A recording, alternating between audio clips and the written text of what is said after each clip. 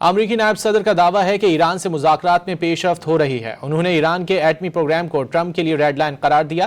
دوسری جانب ایرانی مذاکرات کار نے انکشاف کیا کہ امریکہ سے مذاکرات میں اتفاق رائے ہو گیا تھا، لیکن آخری وقت میں ٹرمپ نے انکار کر دیا۔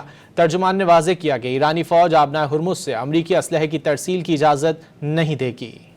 جنگ دوبارہ شروع ہونے کی دھمکیوں کے بعد امریکہ نے ایران سے مذاکرات میں پیش رفت کا دعویٰ کر دیا۔ امریکی نائب صدر جے ڈی وینس نے کہا کہ ایران سے مذاکرات میں پیش رفت جاری ہے۔ میڈیا سے گفتگو میں امریکی نائب صدر جے ڈی وینس نے واضح کیا کہ امریکی صدر کی ریڈ لائن سب سے اہم ہے۔ صدر ٹرمپ اس بات کا مکمل یقین چاہتے ہیں کہ ایران اب کبھی جوہری ہتھیار نہیں بنا سکے۔ I think that we are making progress. The fundamental question is, do we make enough progress that we satisfy the president's red line?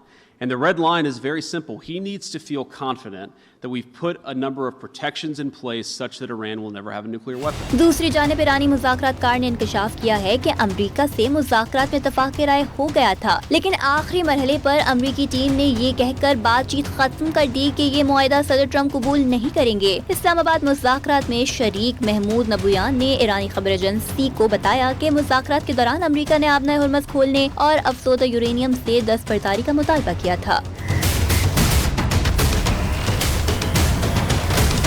Iran نے دو ٹوک پیغام دیا کہ آبنائے ہرمز پر ایران کا حق ثابت ہو چکا ہے، یہ معاملہ اب ختم ہوا، اس پر مزید بحث کی ضرورت نہیں۔ ایرانی فوج نے بھی واضح کیا کہ ایرانی فوج کا آبنائے ہرمز پر مکمل اسٹریٹجک کنٹرول قائم ہے۔ ترجمان ایرانی فوج نے دو ٹوک کہا کہ فوج نے اب تک دشمن کو اس کے مقاصد حاصل نہیں کرنے دیے، آئندہ بھی نہیں کرنے دیں گے۔